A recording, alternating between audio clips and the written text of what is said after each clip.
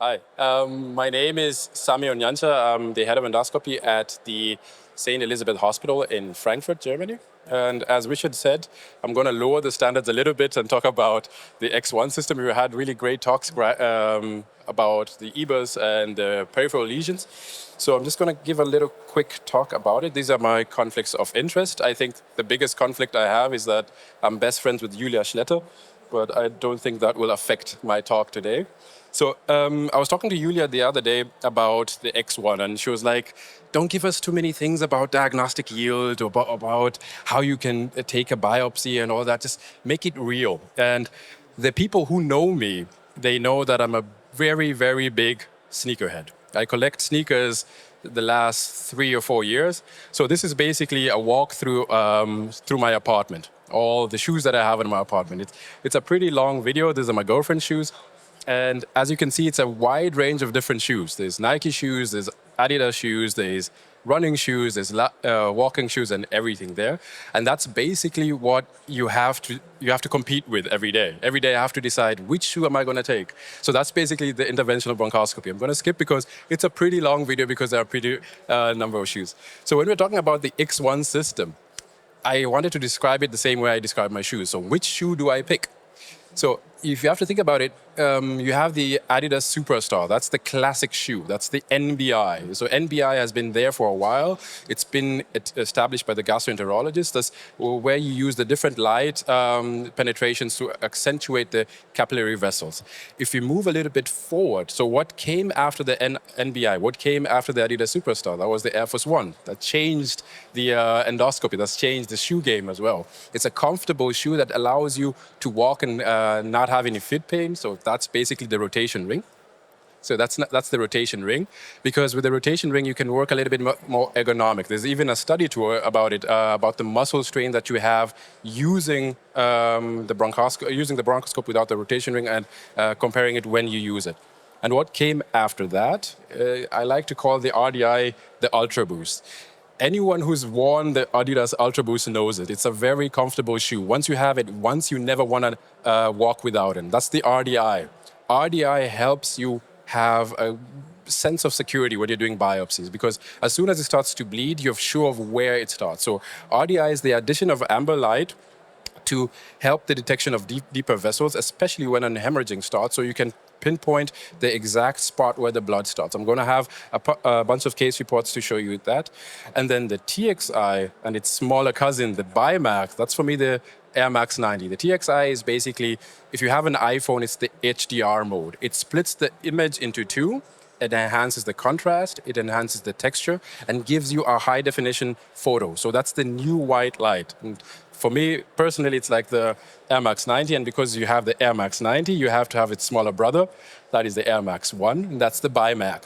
BIMAC enhances the depth that you have. You can see further down because vision is just as important as reachability when it comes to diagnostic. And to kind of sum it up, we have the newer, bigger shoes. So that's the Jordan 4s that I'm wearing right now. So that's, for me, is comparable to the TH1100 or the H1100. Bigger scopes with smaller outer diameter and bigger working channel, meaning more suction, more security, more maneuverability, meaning with a 3.0 working channel, you're able to keep on the suction whilst having tools in the working channel as well. And the last two, I say backwards compatibility, that's the Jordan 3. That's compatible with everything that you have. So that's why the backwards compatibility with the X1 is good. And anyone who knows LeBron James knows his shoes. The LeBron 20, it's big, it's massive, just like LeBron James. You can use the full screen mode, you have the touch screen mode. That's basically, for me, if I'm going to explain the X1 in Sammy terms, I'm going to explain them with shoes. But making it a little bit more serious, this is the BIMAC mode on and off. You can see further down. The TXI explained here is splitting the image into two, enhancing both features, and then having a better image at the end. And of course, the RDI. But I think when that makes sense is the incidental findings. So I had this one case of a patient. This is a medical Thoracoscopy that we did. It's not that long ago, 29th of August. So he had chronic pleural effusion on the right side, and sometimes it was hemorrhagic. So you can see it's a pretty standard Thoracoscopy video where we're looking in, there's nothing that's really sticking out until we see that part over there. So I didn't know what that was. I'm like, is that an active bleeding or not? I put in the RDI, and then it's easier for me to know, no, it's an old hematoma. It's not an active bleeding. And the advantage of the LTF is exactly this point right here. You can see where you're coming from, as opposed to the rigid thoracoscopy, where you have a reduced sense of vision when it comes to the entry point. With the LTF, that's because it's semi-flexible, you can turn backwards and look at where you are coming in, if that's the point, the point of interest. And of course, using the LTF, I have all the other Adidas Superstar features in that I can use the NBI. So before I decide to do the pleural biopsy, I can put the NBI to see, is there any vascular neogenesis at any point of the pleural parietalis before I take the biopsy, and also do the RDI to make sure when I take the biopsy, it's not going to bleed out. Another incidental finding is this patient. This patient came to my hospital, no, that's not too long ago, 3 days ago, on 5th of September. It was a regular biopsy. I was supposed to do an inspection. She had right-sided changes, but it was a 5 millimeter CT scan. So this wasn't there on the CT scan. And before you biopsy this, you have to be sure. Is it a carcinoid? Is it just a polyp in the airway? So the first thing I did was to turn on the imaging features. So I do the NBI to see, do I have vascular neogenesis? I do the RDI to rule out blood vessels. And I also went past, because it's kind of dark, I went past the lesion there and turned on the TXI to see further down before I start doing the biopsies. So after I noticed there's not really any deep vessels there, it's probably going to be a benign lesion. I started doing the biopsy, which was a cryo extraction. This is a little bit bloody because I had done the EBUS before, and I did this as the last part. So we're putting the cryo probe right next to the lesion. We'll activate it in a bit. There you go, that's the activation. And anyone who knows cryobiopsy, you know you can take a big sample. In this case, I managed to extract the whole thing at once. But if I'm going to give you real-life cases, I'm going to talk about 3 patients that stuck with me. I don't want to talk about the patients where everything went well. I want to talk about the airway catastrophes. This was a 65-year-old patient. I ended up seeing him over summer. He had chronic cough and airway problems. He refused to get an operation. He had several chest x-rays, and we had a big pleural effusion. I did a small ultrasound. So you're looking at the ultrasound, it's like, yeah, it's loculated effusion, but it's not that special, I'd say. Yeah? But spoiler, it was. So this is how it looked from inside. It's many adhesions. We didn't know how long he had it. Doing the patient anamnesis, we found out it was a chronic effusion that was there for over a year. So you can imagine how big the adhesions are. And the thing about thoracoscopy, you have to know what you're doing. You have to be able to see what you're doing. So the first thing I tried was using the FB420 forceps to break down the adhesions. As you can see, it turns red real quick. So you're always on edge. Is it going to bleed out? Am I going to nick a vessel? Am I going to nick a station that, or a part of the pleura that bleeds out even more? And because I wasn't making too much headway, I decided to switch to a cryo probe, because we also do pleural cryobiopsy at our center when we're expecting the patients to have a high level of malignancy. This is going to come up right now. So I took out the forceps and put the cryo because it's more rigid. And then I was able to move the adhesions to the side and break up the adhesions so that the lung can expand. The thing about this, it's as soon as you lose the image and everything goes red, you never really know what's happening behind there. So the ability to be able to turn on the RDI to know, okay, the bleeding is on the right side. I can coagulate it with an APC, or I can put topical tranexamic acid to stop the bleeding. Help me do this case. And it's going to move real forward. Just 1 second. And right about now, you should see how the pleural space look like. So it's many of these, and now with the RDI, can pinpoint the point where it's bleeding, which is down there.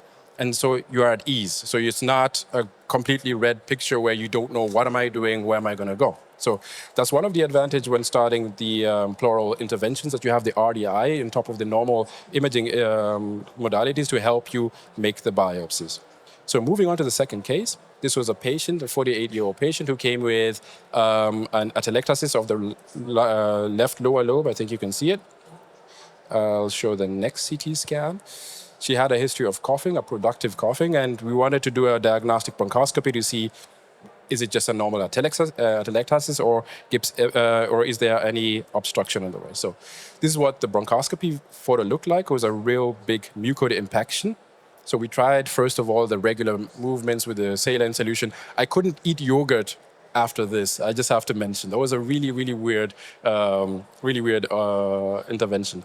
So what we ended up doing is taking up the mucus pieces with the cryo probe because we weren't able to suction it out. The problem is if you have a 1.7 cryo probe like I do over there, and you use a 2.0 working channel, it's pretty much filled. So with the TH1100, I had a 3 millimeter working channel. This was the point where one of the mucus plugs got detached and ended up occluding the airway or including the ET tube. But it was still okay because I could keep on doing a little bit of suctioning and moving it upwards before I came with the cryo probe. So the advantage of the TH1100 is that you have a working channel that's big enough that you can still keep the suctioning on whilst working with different working tools.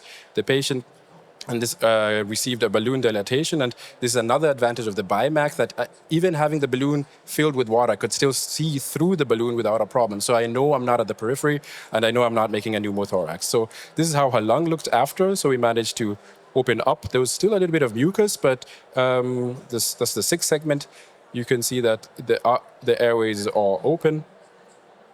And she ended up having an ABPA, and upon giving her cortisone, everything got better. So the last case was a 56-year-old patient with an endobronchial hemorrhaging. The thing about the X1 system, it gives you a lot of imaging benefits, but it's also compatible with the older scopes. So this is a patient who I was doing a biopsy on. I was using the Q190, that's the older generation of bronchoscopes, and I ended up having endobronchial hemorrhaging, and you can appreciate how the photo was when it's not on, it's all red, but having the RDI lets me know that's the segment where it's bleeding from, so I can target the hemostasis to that segment. And so I left the RDI on, did the suctioning, I did a bit of topical saline solution, a bit of topical tranexamic acid, and as you can see, there's a big blood clot just hanging there. That's a disadvantage of the smaller scopes. You can't really suction it out. But I was still calm because I knew where the blood is coming from, so I knew how I could stop it in the end. So that's how it looked after a little bit of tamponade and a little bit of suctioning. So the RDI helped me remove all the blood that's there. So I was able to then slowly go through all the airways position and know that there's no hemorrhaging that's going on after. So to conclude, the thing about the shoes is like you have different shoes that have different characteristics. So, but with the X1, it's like having one shoe that has all of that. I know the RDI is good for stopping blood, but the RDI means you can stop a bleeding when it starts, meaning you have a smaller or a shorter intervention. Shorter interventions mean less anesthesia, which means less complications. Exactly the same thing with the TXI and the BIMAC. Being quicker to the biopsy means being quicker with the intervention, which leads to less complications in the end. So that's pretty much what I can say about the X1 system. What I can say is always try to pick the best tool for yourself. There's always a wide range of things, but the best solution is one that has everything inside. And that's this book right here, The Ultimate Sneaker Book. Thank you.